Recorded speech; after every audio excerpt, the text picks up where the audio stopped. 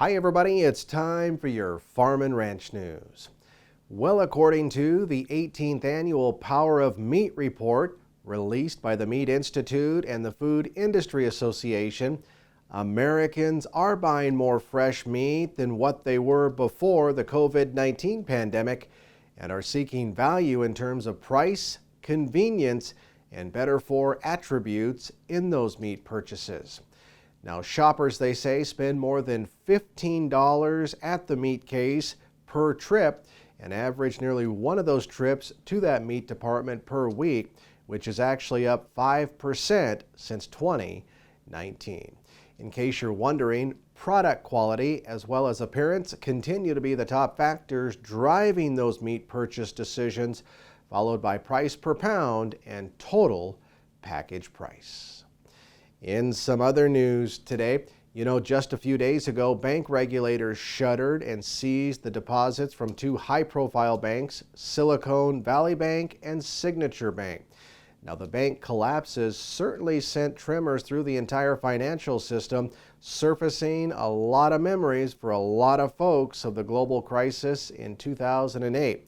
However, Nate Franzen, president of Ag Banking at First Dakota National Bank, says that even if your bank is primarily focused on agriculture, that's not necessarily a red flag. And that's because, he says, the tech sector is naturally higher risk because it's heavily weighted towards those startup businesses who are yet to prove they can actually make a profit. Wolves are back on our headlines today, this time for killing a working cow dog in Colorado last week. The two wolves that attacked and killed Cisco, a 7-year-old border collie, are collared, and the Colorado Parks and Wildlife confirmed they also attacked a dog on a neighboring ranch only 4 miles away the following morning. And that dog was later euthanized because of his injuries.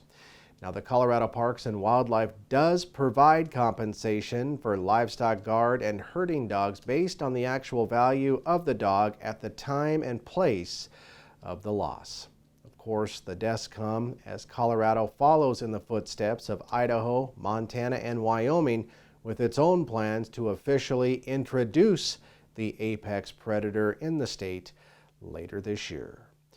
And finally today, the appropriations deadlines for fiscal year 2024 are fast approaching, and the Public Lands Council continues to prioritize important language to make vacant allotments available in cases of emergency, funding for the U.S. Sheep Experiment Station in Idaho, and of course the all-important sage grouse rider, which prevents the U.S. Fish and Wildlife Service from listing the greater sage grouse under the Endangered Species Act, which PLC says protects public lands ranchers from extensive federal government overreach under the ESA. Now, if you're interested in shaping the future of PLC policy, consider attending its legislative conference headed for Washington, D.C., April 24th and 25th. You can learn more online by visiting publiclandscouncil.org. That's a look at your Farm and Ranch News. Have a great day.